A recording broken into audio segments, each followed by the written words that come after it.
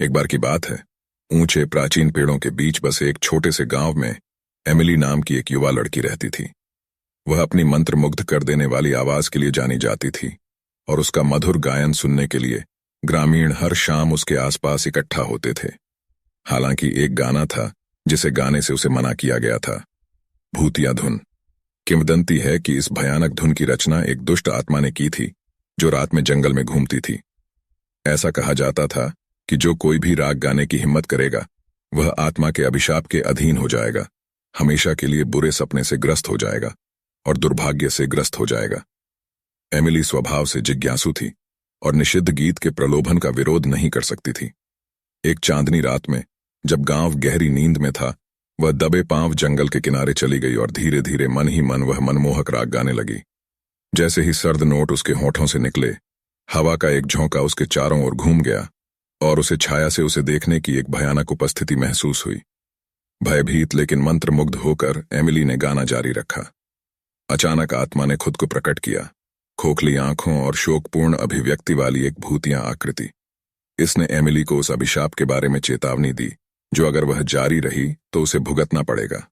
लेकिन अपनी ही आवाज के आकर्षण में खोई हुई युवा लड़की ने आत्मा की चेतावनी भरी बातों पर ध्यान नहीं दिया। दिन हफ्तों में बदल गए और एमिली की आवाज और भी आकर्षक हो गई क्योंकि उसने गुप्त रूप से प्रेतवाधित राग का अभ्यास किया। लेकिन जादू जल्द ही खत्म हो गया और एमिली के जीवन में अंधकारमय मोड़ आ गया। उसका एक बार खुश रहने वाला व्यवहार अब उदासी में बदल गया और गांव वालों ने देखा कि वह जहां भी जाती थी दुर्भाग्य उसके पीछे आ जाता था।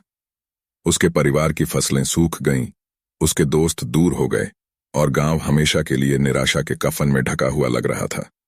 भयानक दुःस्वप्नों से त्रस्त एमिली की रातें बेचैन हो गईं, जिससे उसकी नींद गायब हो गई और वह दिन में चिंतित रहने लगी। मदद के लिए बेचैन एमिली ने गांव के बुजुर्ग से सलाह मांगी। बुद्धिमान बुजुर्ग ने उसकी कहानी सुनी और उसकी परेशानियों के स्रोत को पहचान लिया। उन्होंने बताया कि आत्मा की चेतावनी को नजरअंदाज करके उसने खुद पर श्राप ला दिया था। श्राप को तोड़ने के लिए एमिली को अपने डर का सामना करना पड़ा और सुधार करना पड़ा। उस रात वह जंगल के किनारे वापस चली गई जहां आत्मा उसका इंतजार कर रही थी। अपनी आंखों में आंसू के साथ उसने अपने अहंकार के लिए माफी मांगी और फिर कभी यह भयावह राग न गाने की कसम खाई। जैसे ही एमिली ने ईमानदारी से माफी मांगी, भूतिया आकृति धुंधली होने लगी और शांति की भावना ने उसे घेर लिया। अभिशाप हटा लिया गया और भयावह राग की शक्ति टूट गई। उसी क्षण से एमिली ने गांव में खुशी और खुशी लाने के लिए अपनी आवाज का उपयोग करने पर ध्यान केंद्रित किया। कहानी का सार यह है कि जिज्ञासा और अवज्ञा से अनपेक्षित परिणाम हो सकते हैं। कभी कभी निषिद्ध बातें आकर्षक लग सकती हैं, लेकिन चेतावनियों पर ध्यान देना और सीमाओं का सम्मान करना आवश्यक है। हम जो विकल्प चुनते हैं उसका प्रभाव पड़ता है और अपने कार्यों की जिम्मेदारी लेना और अपनी गलतियों से सीखना महत्वपूर्ण है।